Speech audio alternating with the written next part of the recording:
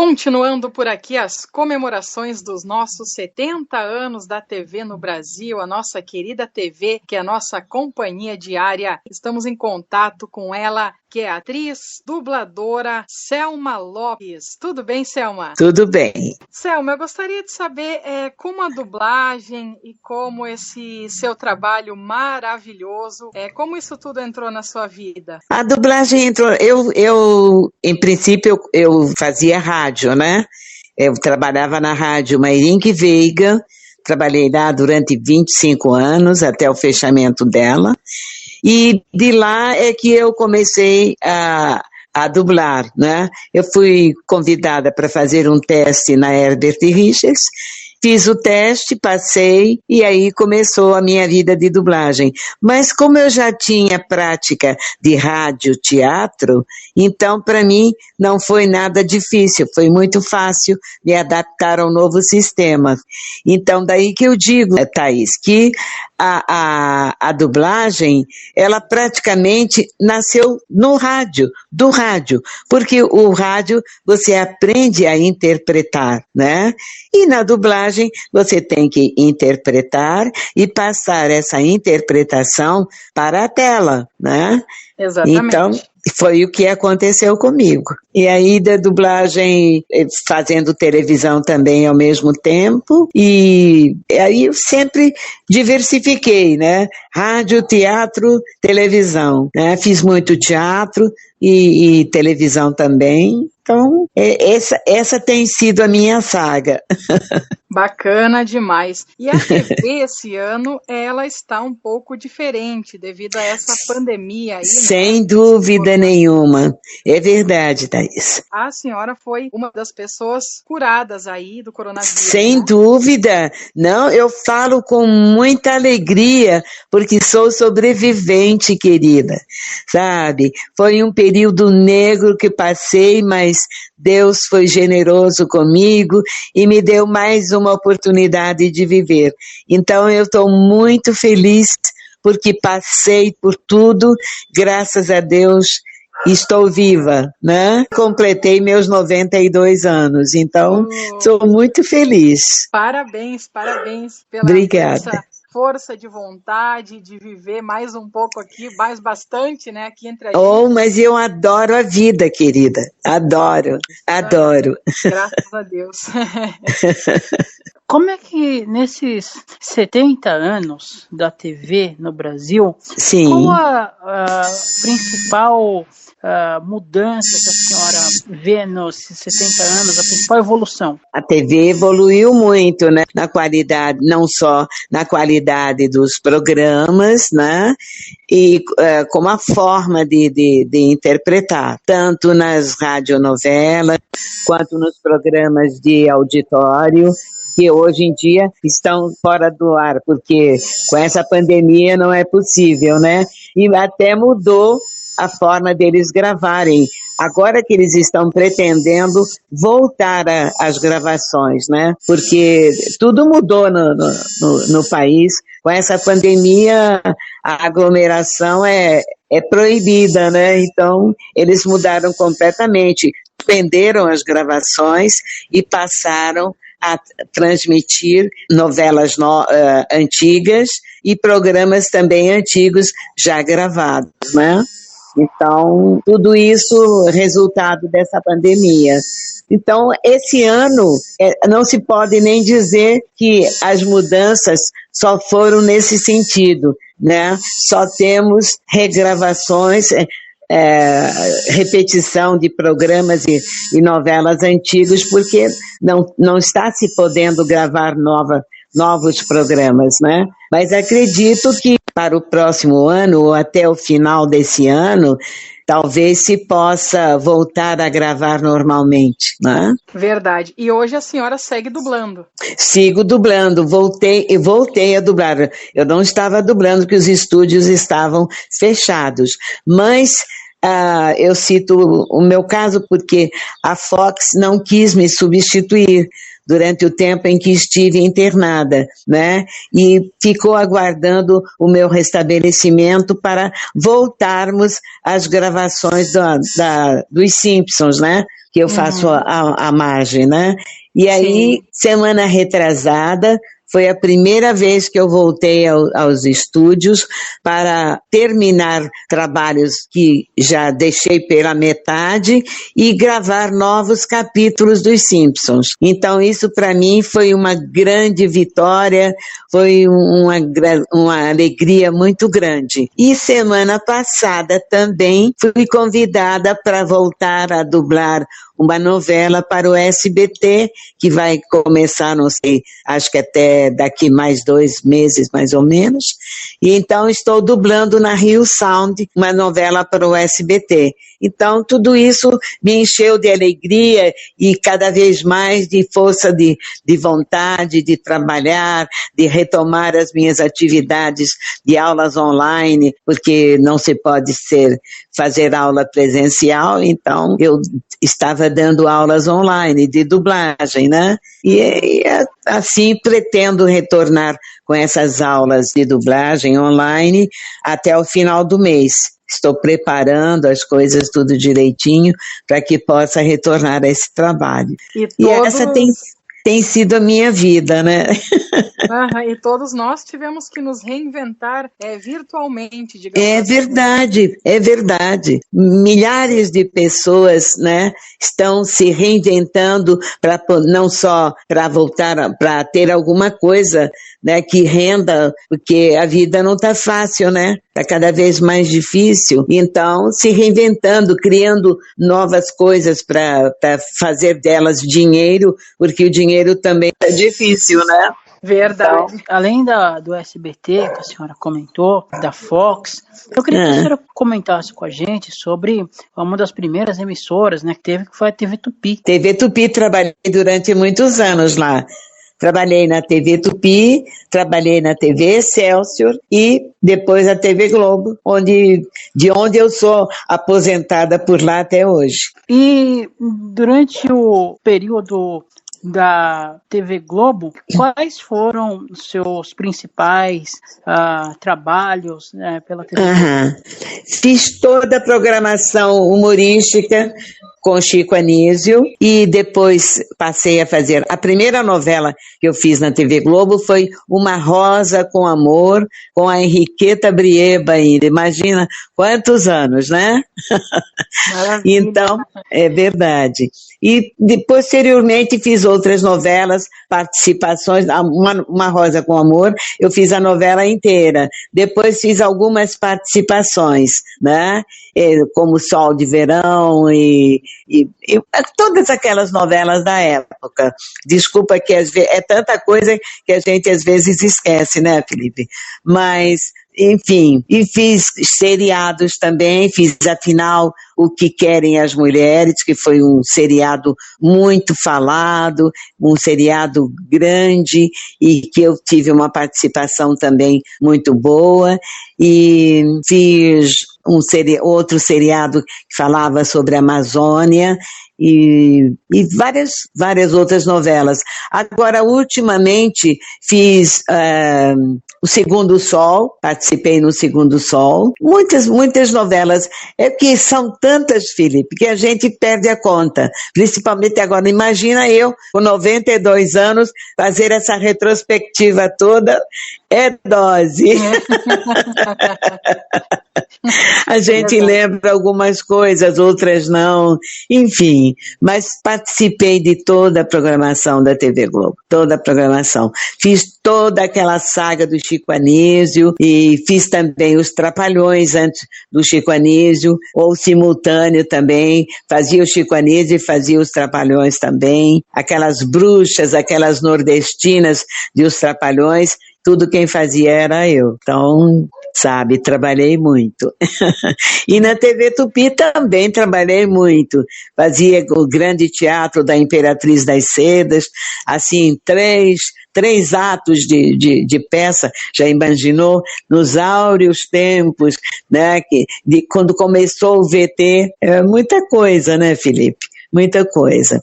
E daí também trabalhei 2 anos no SBT. Da TV Tupi, eu saí para o SBT e passei 2 anos em São Paulo no SBT. Quer dizer, eu ia e vinha, né? Eu e um grupo de comediantes que na época estavam na TV Tupi, que ao fechar ficamos sem trabalho. E o Silvio Santos nos ofereceu essa oportunidade de fazermos TV. Ele não tinha programa nenhum humorístico, então nós praticamente fomos os primeiros comediantes do SBT. Que bacana, que bacana. É história, né? Muita história. E como que a senhora vê a diferença do humor de antigamente para o humor de hoje? Eu posso ser muito franca com você? Claro. Acredite, eu gosto mais do humor antigo do que do atual. Eu também. Não é? Então, era muito mais saudável, muito mais, sei lá, mais inteligente até, eu acho. Porque o humor de hoje, sabe, é muita baixaria, né? Verdade. Muita baixaria, sabe? Não gosto. E quase assisto para me... como é que se diz? Para me colocar, né, sabendo o que está acontecendo, para a gente poder analisar e discutir, mas não gosto do humor atual, não gosto. Até mesmo esses meninos que fazem stand-up, sabe? Não gosto, sabe? Não gosto. E ainda, assim, uma mudança de comportamento. Esses meninos que hoje fazem stand-up e mesmo os novos comediantes, como nós fazíamos antigamente, eles não são como nós éramos, Felipe. Não são. São, assim, muito cheios de si, sabe? Como se eles estivessem fazendo uma coisa do outro mundo, como se fosse uma coisa nova. Você acredita que eu assisti a Ingrid Guimarães num programa com o Fábio Porchat e mais alguns comediantes da atualidade, criticando o humor de Os Trapalhões, cara. Olha só. É possível isso? Claro que não, né? O humor de Os Trapalhões era uma coisa maravilhosa, aquele humor simples que todo mundo podia assistir, né? Tanto que ficou 20 e poucos anos no ar, né?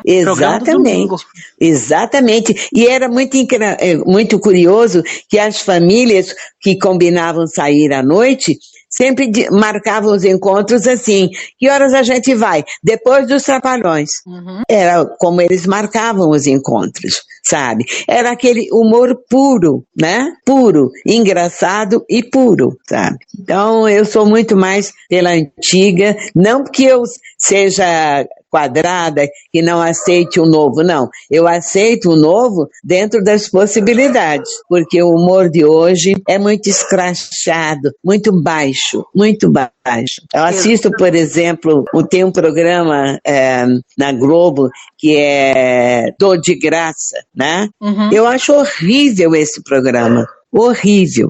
Às vezes, quando eu passo no dial e tá passando, eu passo direto, não paro.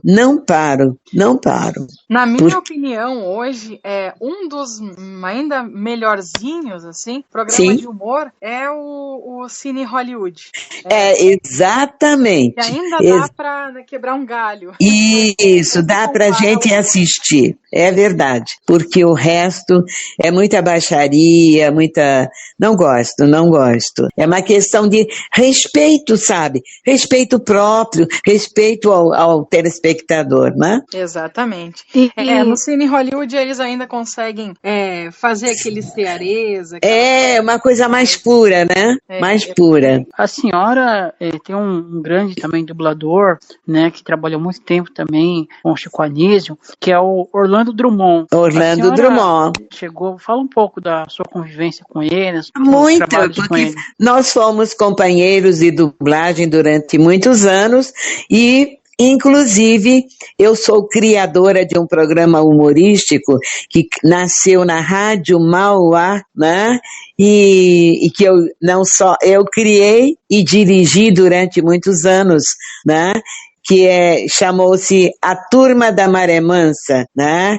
talvez você não lembre, mas sua tia, sua mãe, sua avó, algumas pessoas que já tenham idade na sua família, tenha ouvido falar. Esse programa de rádio durou 23 anos no ar, né? E o Orlando Drummond fazia parte desse programa, escalado por mim, né? Somos muito amigos mesmo. E quando fomos fazer o teste para a dublagem na Herbert Richards, fomos juntos, inclusive, porque ele fazia a Rádio Mairinque Veiga, onde eu já trabalhava também. Então, por aí você vê que nossos laços de amizade são muito fortes. Aliás, saudosa turma da Maremansa, hein? Paulo pois é. Filho. Isso, pois eu sou a criadora desse programa. Parabéns, nossa.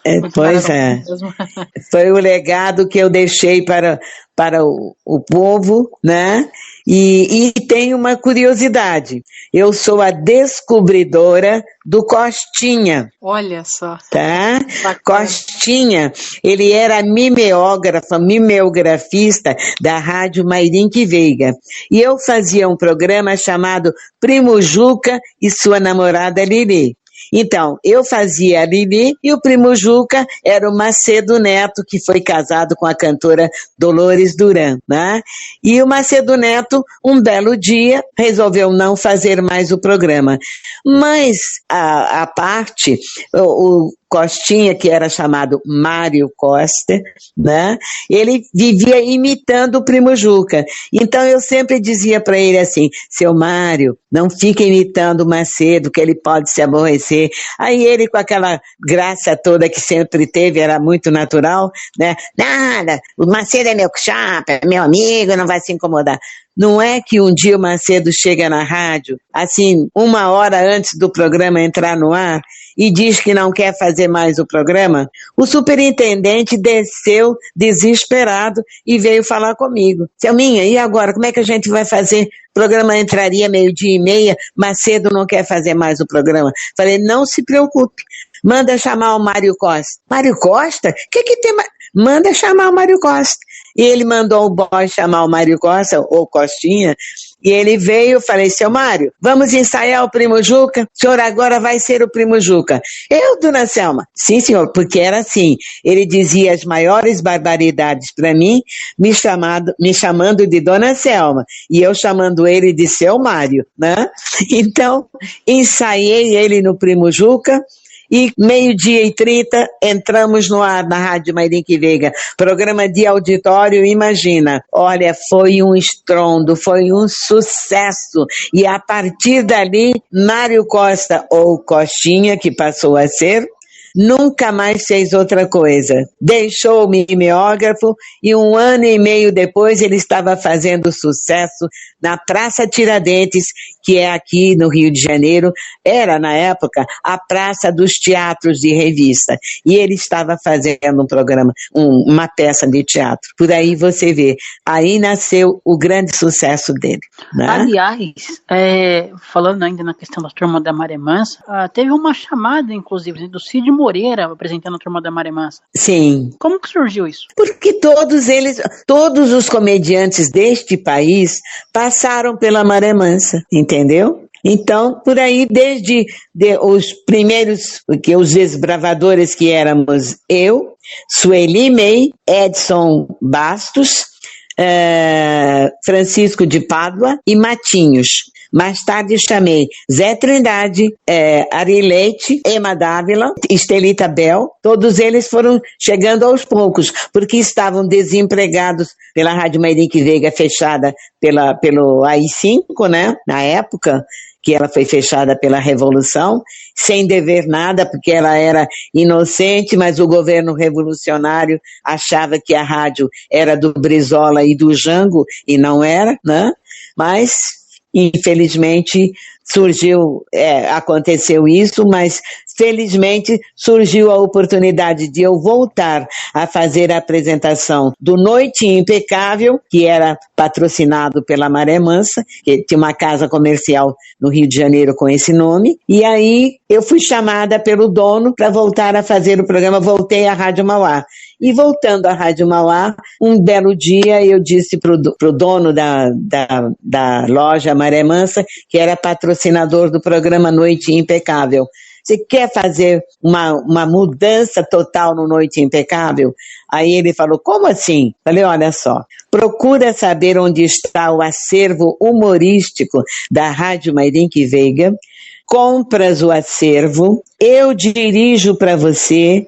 Você me autoriza, eu chamo 5 dos principais comediantes da Rádio Mairinque Veiga, comigo seremos 6, ensaio eles e nós, que tal lhe parece essa chamada? E agora com vocês, a turma da Maré Mansa! Ele ficou alucinado, menino. Olha, saiu em campo, descobriu onde estava o acervo humorístico da Rádio Mairinque Veiga, comprou esse acervo, eu ensaiei os comediantes e o programa Noite Impecável virou a Turma da Maré Mansa, que ficou no ar durante 23 anos. E por lá passaram todos os comediantes deste país. Não só comediantes, como locutores para a apresentação. Daí é que entra o Cid Moreira. Outro grande dublador também, que fez e faz história ainda na TV, sim, é José Santa Cruz. José Santa Cruz também tem 91 anos ou também 92. Ele é mais ou menos como eu, entendeu?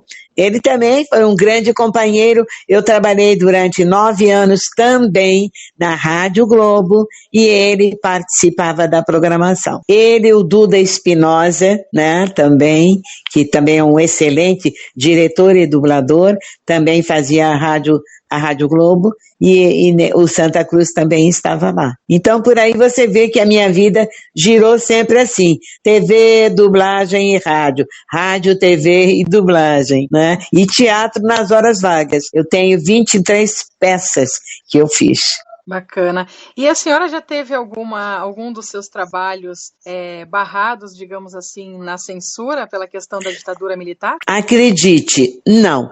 Trabalho meu, não. Mas a TV Globo estava transmitindo uma novela chamada O Berço do Herói. E aí a censura censurou muito. O autor teve que mudar vários capítulos, porque eles cortavam sempre aquela coisa toda. 5 anos após a censura ter cortado vários capítulos da novela, ele resolveu transformar essa novela numa peça de teatro.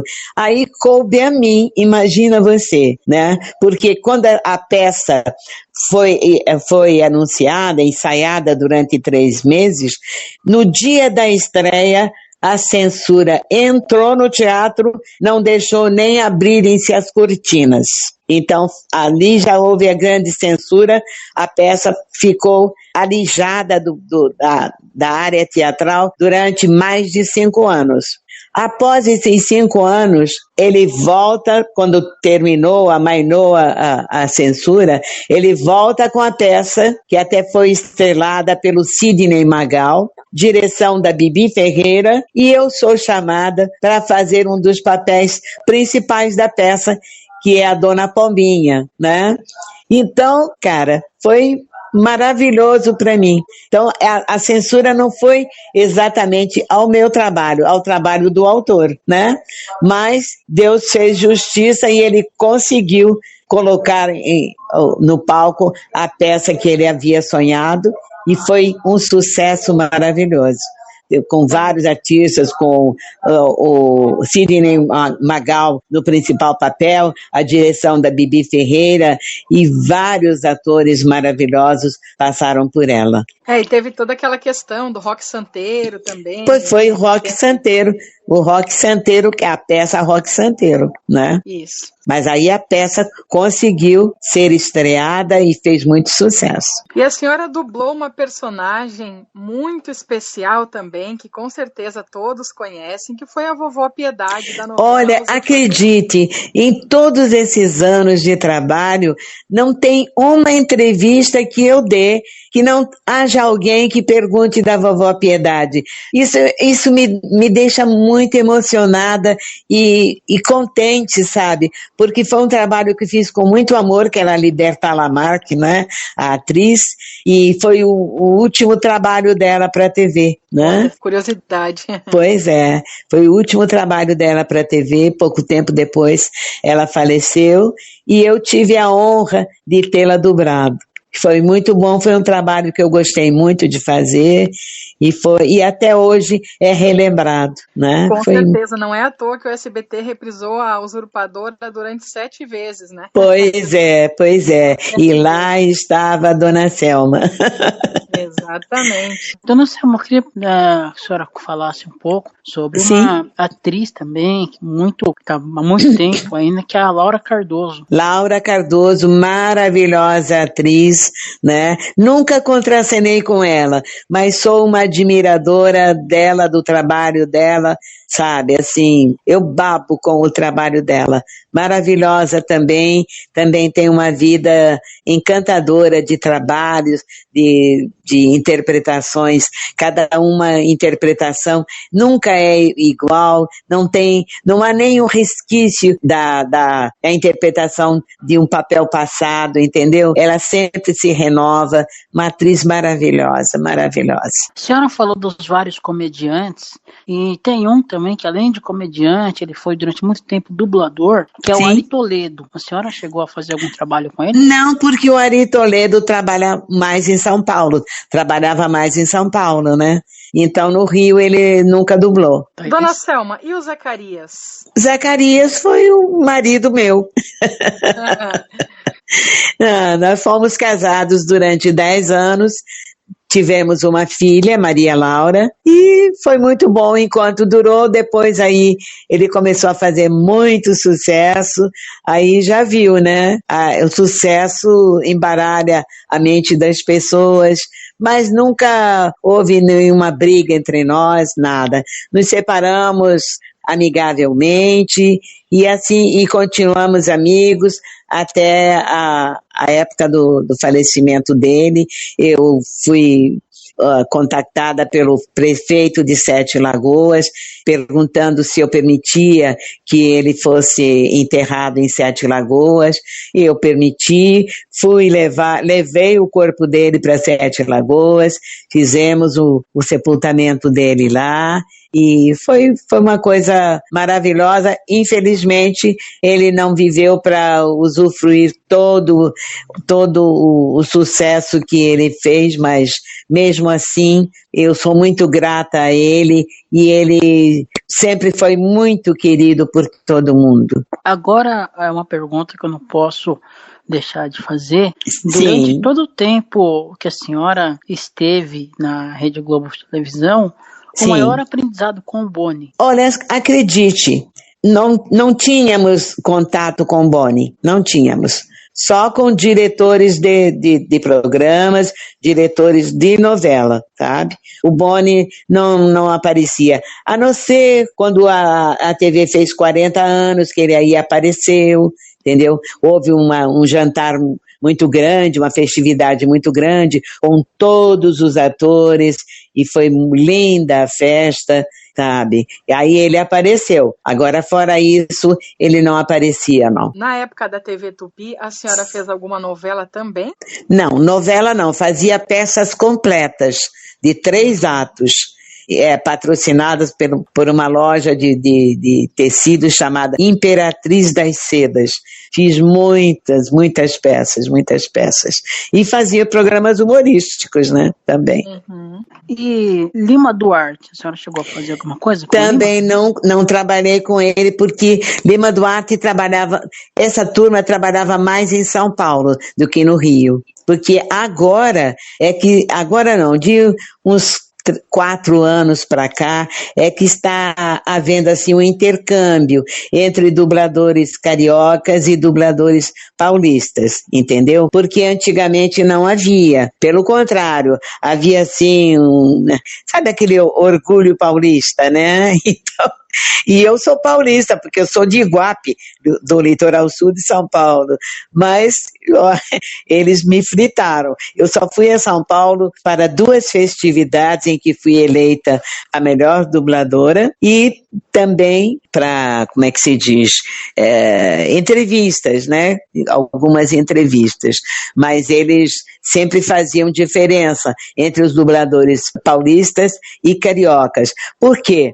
O paulista tem muito sotaque, né? E então havia aquela coisa, as empresas de dublagem faziam diferença, sabe? No sotaque. Então, a partir do momento em que começou esse intercâmbio, eles aí abriram a porteira, né?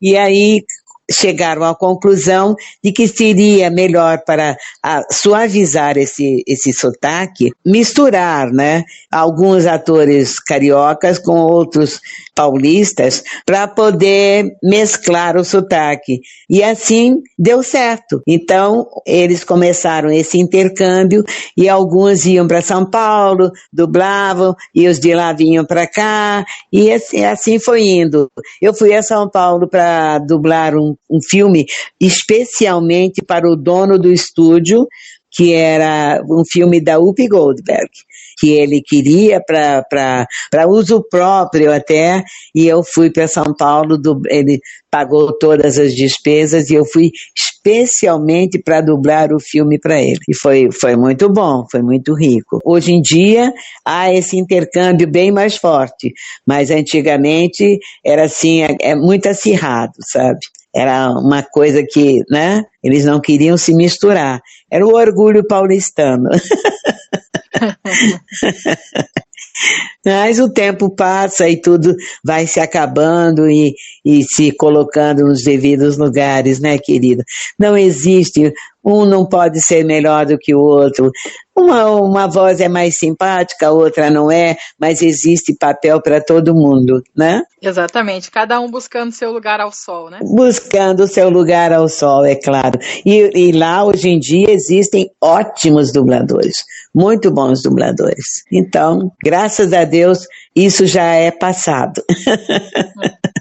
Sobre os trabalhos com audiodescrição para pessoas cegas, a senhora já trabalhou com audiodescrição ou audiolivros? Eu só fiz 2 livros, mas não me lembro o título deles, não me lembro, mas fiz, tá?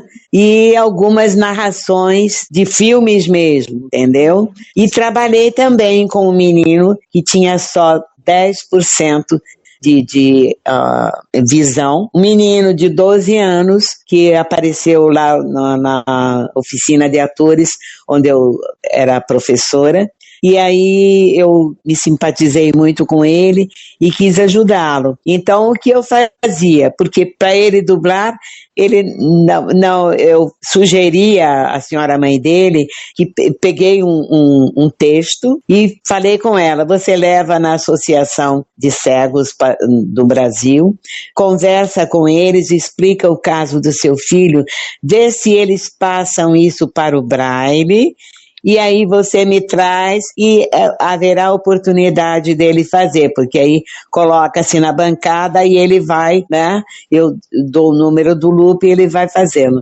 Mas ela não fez.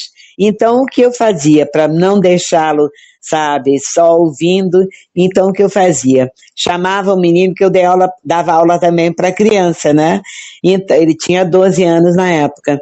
Então, eu gravava o texto do loop com uma criança, né? Colocava para ele ouvir, ele ouvia, e por incrível que pareça, ele gravava todinho, inclusive o ritmo, né? Ele ia pelo ritmo e colocava o texto na tela, ele ouvia e ia direitinho e dublava direitinho. Então isso para mim foi uma vitória, sabe? Foi uma vitória. Que bacana, parabéns. Foi um trabalho que eu fiz com ele e me lamentei da mãe dele não ter conseguido transportar para o Braille o filme que eu dei a ela, porque seria uma realização para ele. Mas para não deixá-lo frustrado, eu fazia assim. E ele ficava feliz da vida, porque depois ele se ouvia, né? E ficava perfeito. Sim, que bacana. A nossa Rádio Teletema aqui é formada por pessoas com deficiência visual. Que trabalho bonito que vocês realizam, né? Ora, eu lamento não termos mais oportunidade ou elementos para a gente poder fazer um trabalho bonito com vocês, sabe? Mas o trabalho que vocês realizam já é maravilhoso, porque o trabalho da dublagem, nossa, se não fosse a dublagem, olha, para nós eu acredito. De extrema importância a dublagem. Eu acredito. Seria praticamente impossível um deficiente ver um filme. É verdade, meu filho, é verdade. Eu acho que só esse aprendizado que a gente tem com pessoas como a senhora, que tem tanta história para nos contar, que tem tanto o que nos contar, porque tem pessoas que são tão vazias, que não têm o que contar pra gente, né? Então eu acho que uma história igual a da senhora, olha, a senhora que tá de parabéns.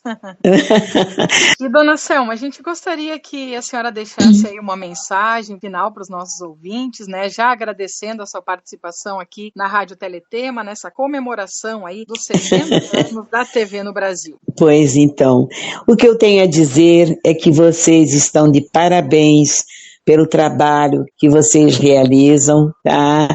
Que todos recebam com muita alegria, porque é um trabalho que satisfaz, que atinge a todos que ouvem, né? E o que eu pude passar para vocês, que tenha sido útil, que vocês tenham gostado das minhas histórias e que futuramente, se vocês precisarem de voltar a conversar, buscar novas histórias, eu estou à disposição de vocês. E que seus ouvintes, acreditem que dias melhores hão de vir, melhores condições de trabalho para vocês, que vocês consigam atingir cada vez mais, os seus objetivos. Enfim, que Deus dê muita saúde, muita vida para todos vocês e que seus ouvintes cada vez mais sejam fiéis a vocês e mais ouvintes se juntem a eles para o grande sucesso da rádio de vocês. Tá? Muito obrigada mesmo. Desejo boa sorte, felicidade, saúde para todos e que nós, o mais breve possível, que o Deus seja magnânimo, que salve a nossa terra, cure os nossos doentes, nos livre das enfermidades e que esse bichinho, seja dizimado para sempre da face da terra, tá? Amém, verdade. E que todos nós possamos respirar livremente e sairmos, cantando pela rua, pela nossa liberdade, celebrando a nossa liberdade, né? Isso é que o mundo precisa, porque não é só o nosso país, é o mundo inteiro, né? Então eu peço a Deus por todos nós, né? Que Deus nos presenteie com essa dádiva, a dizimação total dessa tristeza que se abateu sobre o mundo, mas eu acredito que foi benéfico ao mesmo tempo que triste, porque o mundo estava muito pervertido e Deus talvez tenha achado que um jeito de segurar um pouco a humanidade seria uma coisa tão forte quanto está sendo, para fazê-los parar e pensar, porque estava havendo muita coisa desnecessário, desrespeito total, você vê nas escolas, né? Alunos agredindo professores, agredindo os próprios colegas, né? Pessoas, né? Filhos matando pai, matando mãe, pai matando filho, desrespeito total. Eu acho que Deus achou que somente um cataclisma desse poderia fazê-los voltar à realidade. Então, pensando nisso, vamos pedir a Deus que já chegou o castigo e que todos nós possamos sentir um novo sol brilhando sobre nós, que nos dê a força e a coragem para prosseguirmos e celebrarmos a nossa libertação. É verdade. Vida longa também a nossa TV brasileira e que nós não precisemos mais enfrentar uma pandemia como essa, né? É verdade. Que Deus estenda um lençol branco de paz sobre todos nós. Um grande abraço, um abraço muito forte, muito, muito, muito forte, e um beijo muito carinhoso para todos vocês, rádio e ouvintes. Então eu vou cantar para vocês a canção da Árvore de 200 anos do filme Pocahontas, né? Que é quando a Pocahontas se aproxima de uma determinada árvore e vai se queixar porque o namorado dela partiu e não deu mais notícias. Então ela chega chorosa perto da árvore para se queixar. Então no filme sai da árvore aquela figurinha, aquela carinha de velha, né, porque ela tem 200 anos, né, sai a carinha de velha e ela se comunica com ela, né? Então ela fala do namorado e aí ela canta: Quei, quei, no torão, na beira da praia, ouça o coração, você vai entender. Seja como areia, onde a onda vem bater, ouça o coração, você vai entender. Vai, Pocahontas, vai em busca do seu Johnny Smith. Muito bom! Maravilha! Aplausos, aquele emoji de palminhas. Para vocês, meus queridos. Muito bom. Para vocês. Conversamos então com Selma Lopes, atriz e dubladora, aqui no nosso especial TV 70 anos.